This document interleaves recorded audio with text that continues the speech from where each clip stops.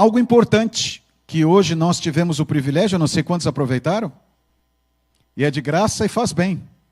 Até revitaliza, G, sabia?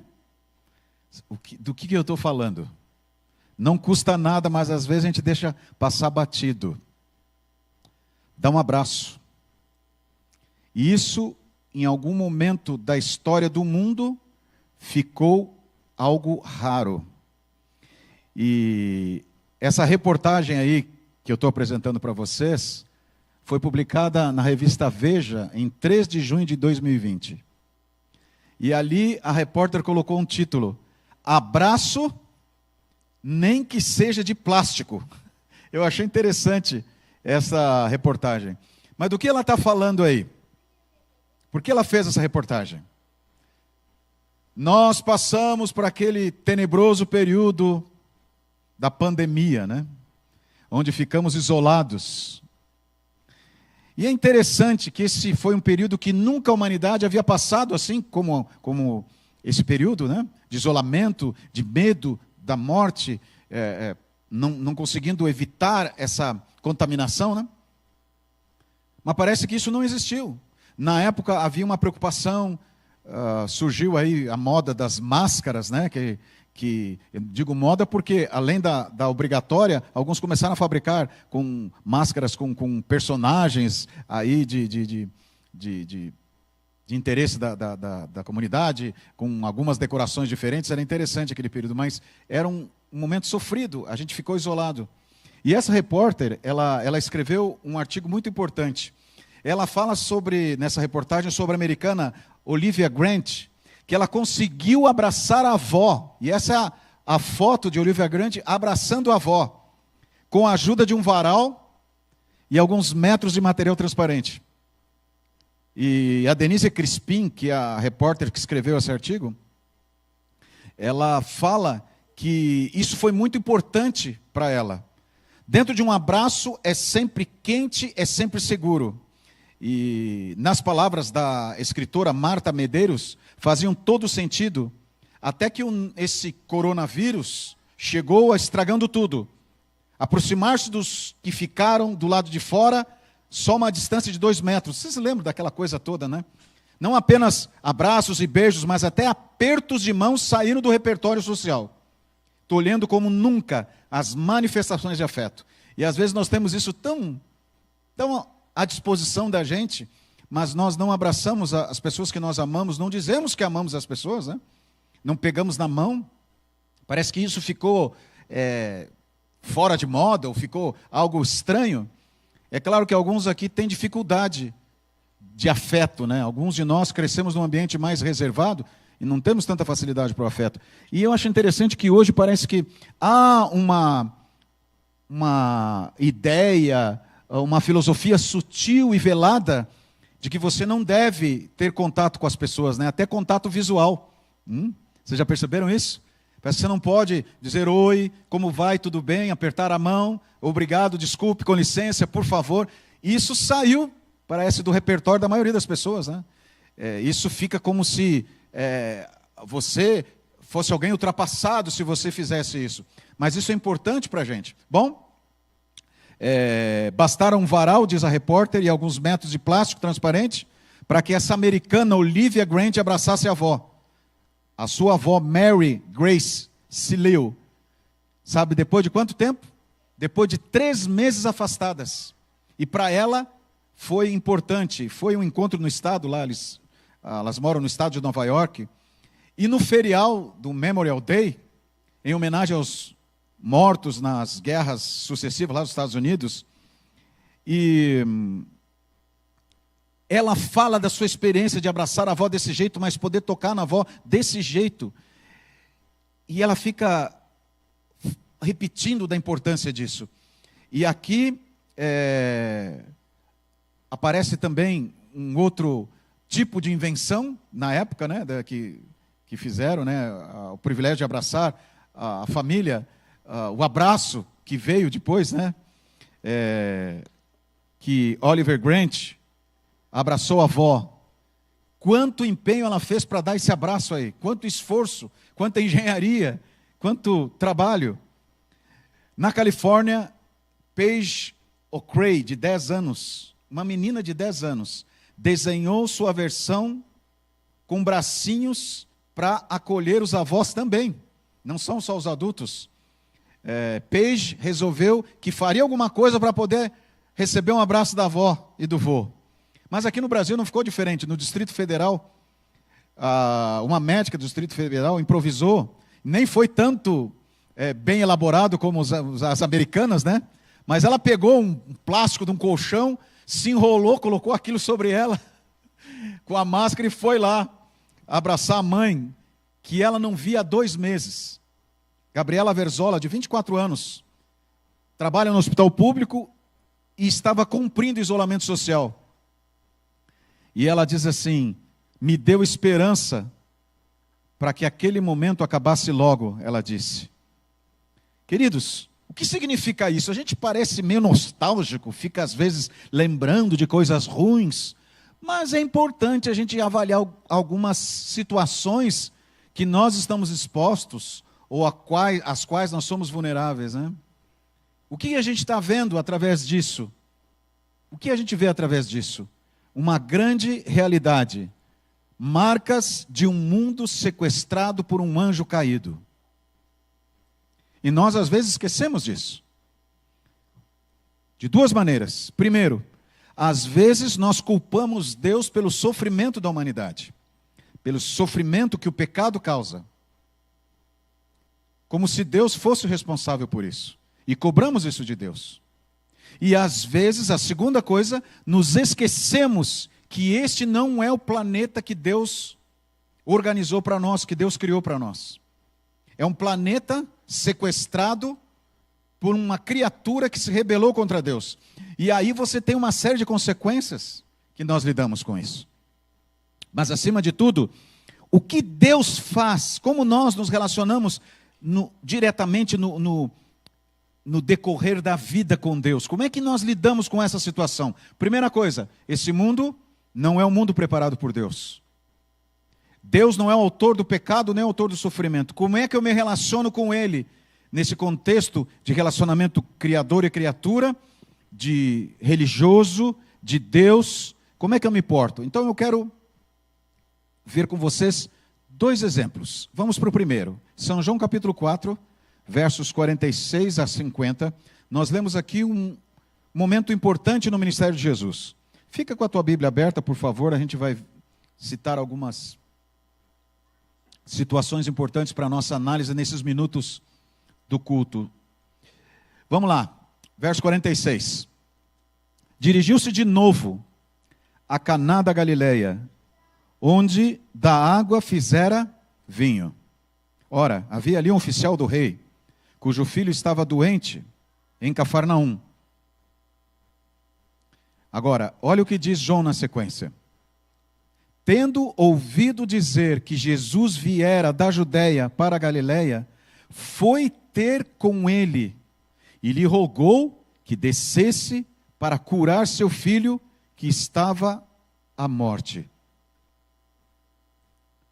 Então Jesus lhe disse: se porventura não virdes sinais e prodígios, de modo nenhum crereis. Rogou-lhe o oficial: Senhor, desce antes que o meu filho morra. E o que Jesus fez? Vai, disse Jesus, teu filho vive. E o que o homem fez? O homem creu na palavra de Jesus e partiu. Marcas de um mundo sequestrado por um anjo caído. Uma criança à beira da morte. Numa realidade de uma época em que a ciência e a medicina estavam bem atrasadas. O que um pai faz? Recorre a todos os meios. E ele certamente havia ouvido falar do poder de Jesus, do milagre que Jesus havia falado ali, feito, desculpa, em Caná. E ele vai para Jesus e pede ajuda. Quando você tem os seus desafios e as suas realidades pessoais nesse mundo sequestrado, para que lugar você vai? Em quem você confia? Isso não é só porque você é um religioso, mas por aquilo que você precisa, e eu precisamos, de fundamento verdadeiro. Ele foi para Jesus. E o que é importante a gente entender aqui? era alguém que não partilhava da mesma fé de Jesus, que não estava no contexto de seguidores e discípulos de Jesus. Mas ele acreditava em Jesus. E como que eu sei? Jesus foi com ele curar o filho, como ele pediu? Jesus o acompanhou, um pedido de um pai: vamos comigo antes que meu filho morra. Jesus atendeu o pedido dele, não como ele queria. Jesus falou: pode ir, porque o teu filho vive. E o que o homem fez? Ele creu e partiu. Só vai e continua na direção do filho aquele que acredita que Deus é capaz de curá-lo e que Deus o curou. Jesus o curou exatamente no momento em que ele pediu. O menino foi curado. E se você olhar na história, você vai ver que os servos falaram exatamente o horário que o menino foi curado. Foi quando Jesus disse: teu filho vive. Homem de fé. Mas Deus o ouviu. Não era um religioso? Agora avança comigo aqui um pouco mais. Lucas capítulo 1. Avança não, retrocede, né? Lucas está antes de João. Versos 5 a 7. Lucas capítulo 1, versos 5 a 7.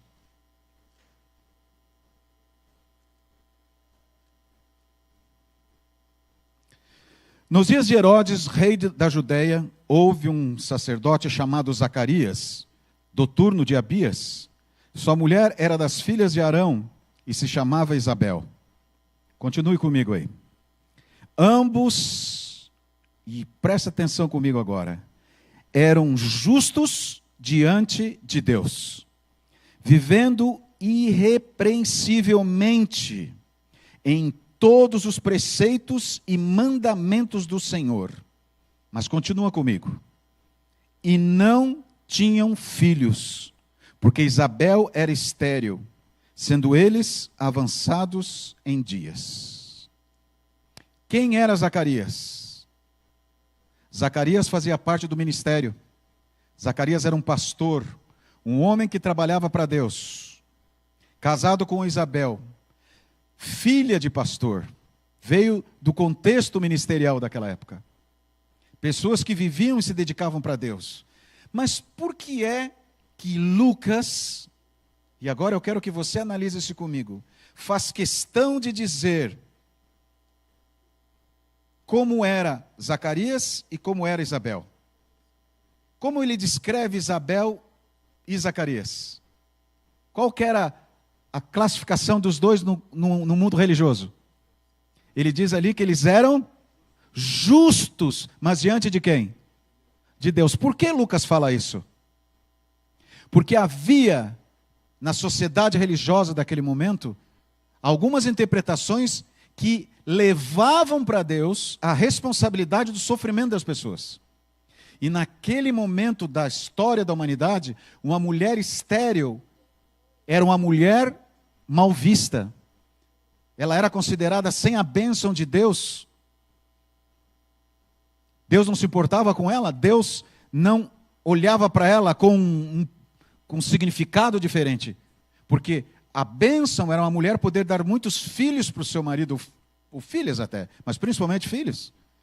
Isabel não podia dar filhos, e eles eram avançados em idade. Mas aí Lucas achou que não tinha explicado o suficiente, ele diz assim, e essa é uma expressão interessante da tradução: vivendo irrepreensivelmente. Quer dizer, todo o contexto da lei judaica, da Torá, eles viviam em todos os preceitos. É uma redundância, mas é isso que Lucas está fazendo. Ele está deixando muito claro, gente, era alguém que vivia a religião de maneira extremamente cuidadosa. Não eram só fiéis nos dízimos e ofertas, não eram só fiéis na guarda do sábado, não eram só fiéis como pastores, não, eles em todos os preceitos e mandamentos do Senhor. Lucas deixa muito claro que era alguém que, e agora entenda por quê, merecia, segundo as ideologias daquela época, o quê? O que, segundo aquelas pessoas da sociedade religiosa e também do outro ambiente que não era tão religioso, mas entendiam, o que Isabel e Zacarias mereciam? Muitos filhos, Muitos filhos. Por quê? Porque eles eram religiosos. Nada errado em ser religioso. Mas a grande questão é a transferência de responsabilidade que as pessoas, que os parentes e que quem convivia com os dois estava fazendo. Como se eles sendo fiéis, era incompreensível não terem filhos. E ele tenta explicar isso. E quanto tempo eles estavam esperando? Vocês acham que Isabel, como esposa, não orou, pedindo a Deus o milagre? Como aquele homem que nem era religioso e era até uma pessoa secularizada, vai até Jesus e fala assim: meu filho está doente, vai lá que teu filho está curado agora. Imediatamente Deus resolveu. Agora nós temos um pastor e a sua esposa que servem a Deus no ministério, vem de uma família ministerial e não tem filhos. Sofrem consequências. Diz ali Lucas: justos diante de Deus, vivendo irrepreensivelmente em todos os preceitos e mandamentos do Senhor. Queridos, Jesus vê as coisas diferentes do que a gente vê. Se nós não compreendemos o que Deus faz, é porque nos falta uma experiência mais pessoal com Jesus. E a minha experiência pessoal não é a experiência dos outros, é a minha, não é da minha família, é a minha experiência pessoal. Para eu entender como que Deus age, como que Deus faz. Eles receberam a bênção de Deus e depois de um tempo, você sabe da história, se tornaram pais do maior profeta, segundo a avaliação, a declaração de Jesus, que foi João Batista. E eles viram as bênçãos de Deus através da pregação de João Batista, que teve o privilégio de ser quem preparou a sociedade para a chegada de Jesus. O grande precursor de Jesus. E Jesus disse que João Batista foi o maior, que Moisés, que era considerado o grande profeta, Elias, Eliseu. Só que João Batista não fez nenhum milagre. Nem autor de um livro do cânon. Mas ele foi considerado o maior profeta sem ter feito nenhum milagre. Nós olhamos para Deus, olhamos para nós, olhamos para os outros e começamos a usar uma régua pessoal para medir as bênçãos de Deus. Vocês perceberam como nós somos assim?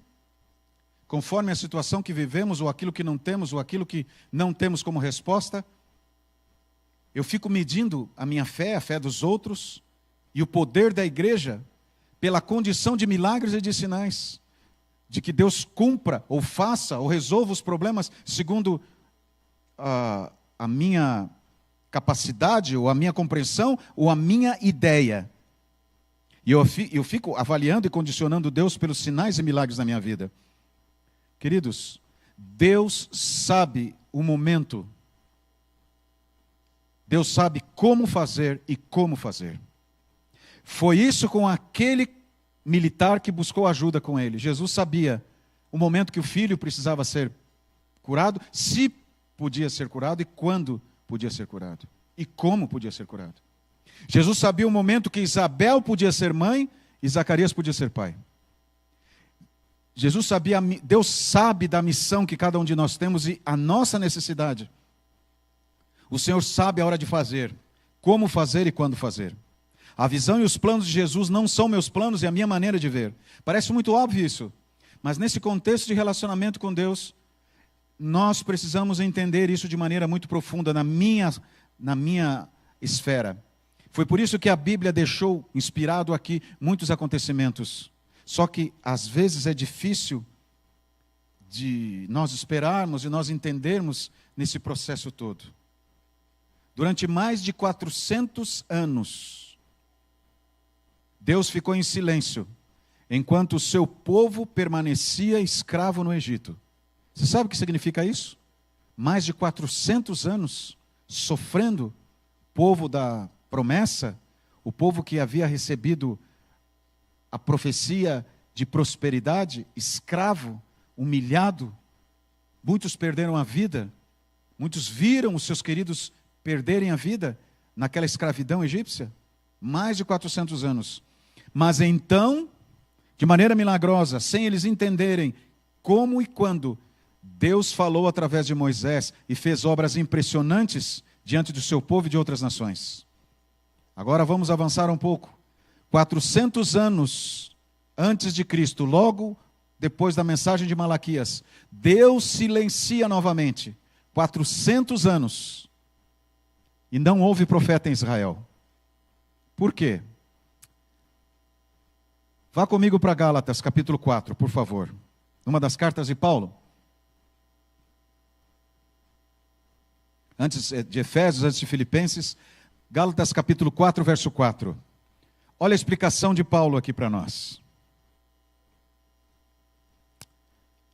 Vindo, porém, a plenitude do tempo, Deus enviou seu Filho, nascido de mulher, nascido sob a lei.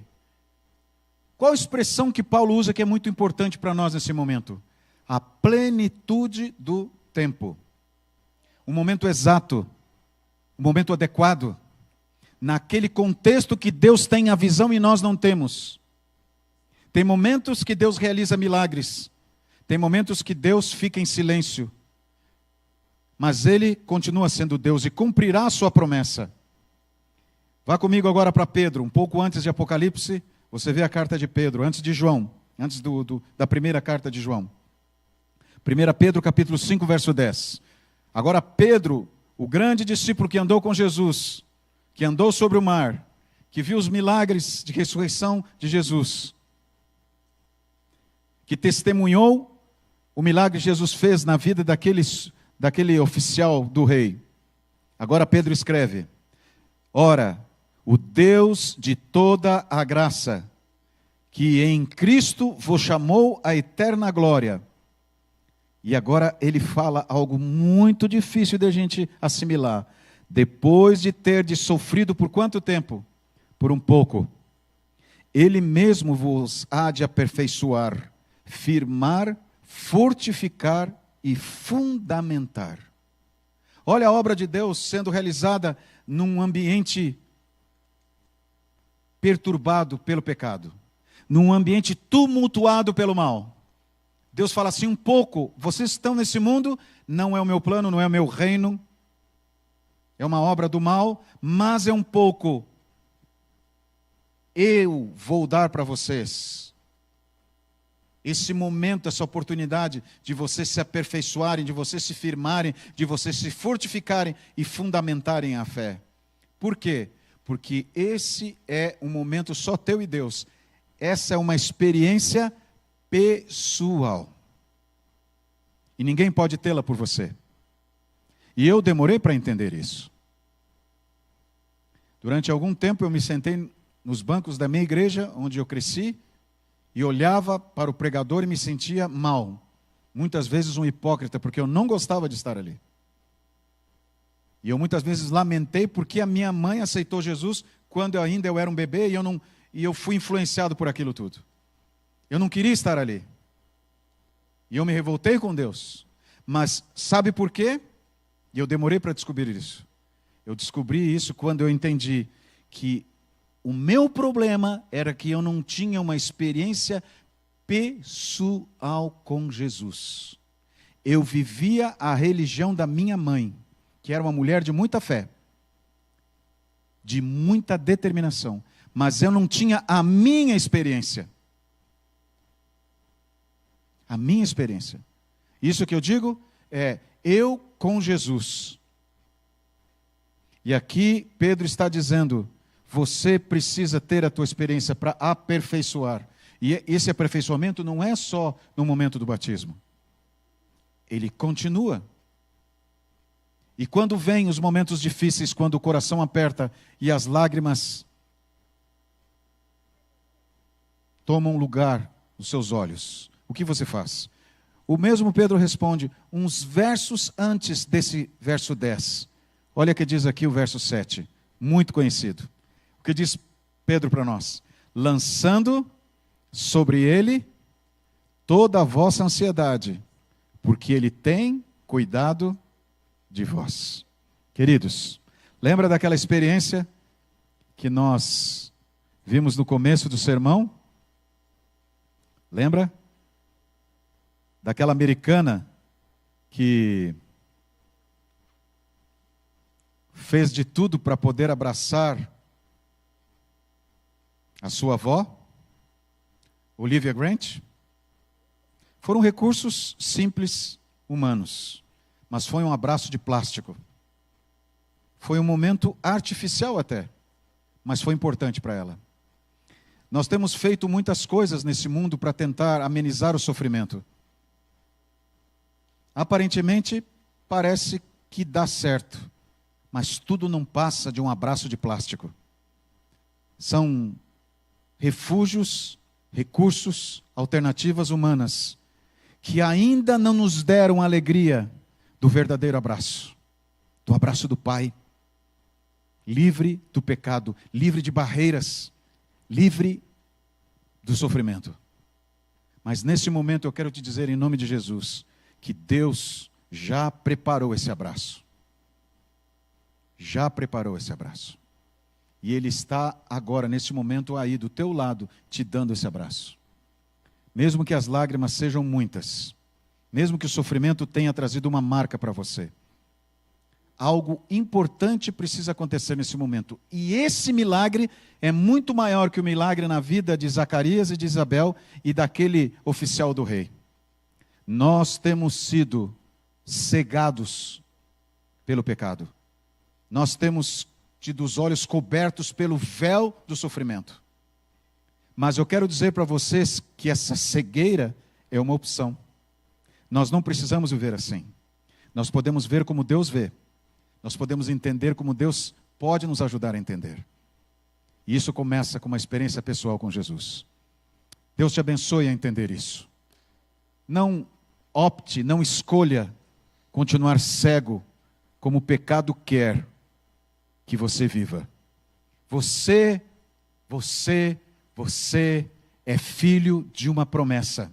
Como o povo de Israel foi durante todo aquele período dos 400 anos, Deus não havia esquecido deles. Deus não esqueceu de nós, lançando sobre Ele toda a vossa ansiedade, porque Ele tem cuidado de vós. Não esqueça disso e decida ter a sua experiência com Jesus, para aquele abraço verdadeiro. Filhos da promessa, caminhando até encontrarmos Jesus.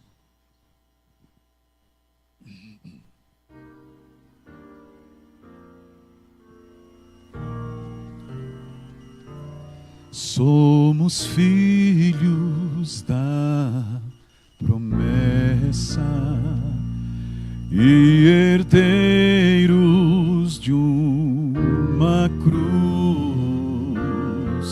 Como viajor estou seguindo as pegadas de Jesus.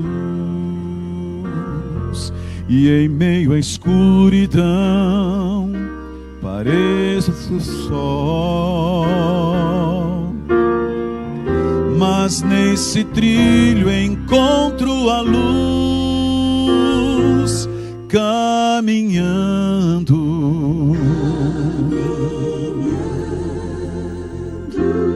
caminhando. Conheço meu lugar além do sol. Eu quero encontrar o meu Senhor lá no lar.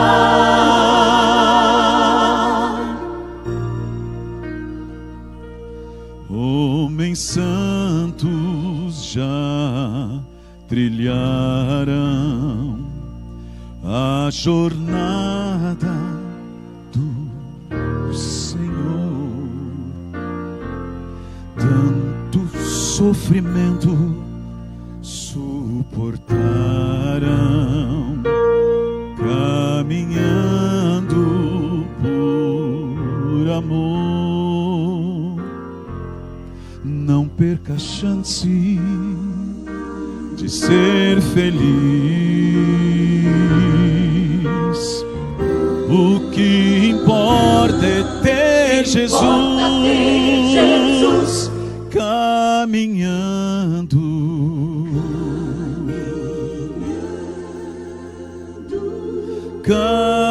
caminhando, conheço meu lugar, além do sol, eu quero encontrar o meu Senhor lá no lar,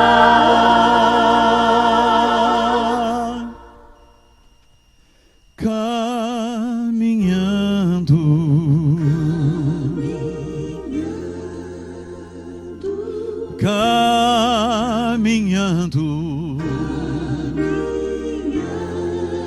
conheço meu lugar, além do sol, eu quero encontrar o meu Senhor lá no lar.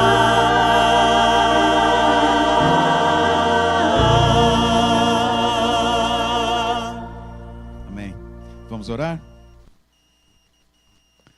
Próximo sábado às 9 horas estaremos aqui e temos uma festa na família do Jardim América. A Mariana será batizada e, para a glória de Deus, nós veremos o milagre do céu e da transformação que Deus realiza em nossa vida. 9 horas, convido você que nos assiste, você que está conosco aqui, nos encontrarmos no sábado. Oremos, feche os teus olhos. Em nome de Jesus, nós estamos aqui, Senhor, para celebrar a vida e para sermos libertos dessa cegueira secular. Tira esse véu que tem impedido que nós vejamos o plano da redenção, que vejamos a Deus como nosso Pai, como nosso Criador. Nos liberta de ideias, de interpretações humanas. Nos ajuda a acreditar em Deus, no seu poder criador, na sua transformação e no seu relacionamento conosco personalizado. Como ele foi e agiu e se relacionou com Isabel e Zacarias, na sua necessidade, na sua história, na sua singularidade. Como ele fez com aquele oficial, que nós nem sabemos o nome, mas serviu o rei e acreditou em Jesus, cuidou dele pessoalmente. Senhor, cuida de mim. Tu sabes o que eu preciso, aonde eu sou vulnerável, aonde a minha natureza tem se manifestado, a natureza pecaminosa. Perdoa-me, Pai, e me ajuda. Ajuda esse teu filho que neste momento clama por um milagre, para compreender o teu amor e para acreditar no teu amor e no teu poder. Que a tua filha seja restaurada, Senhor, fortalecida e decidida a um relacionamento pessoal contigo, para uma experiência pessoal. Nos dá a tua paz e nos conforta. Em nome de Jesus. Amém.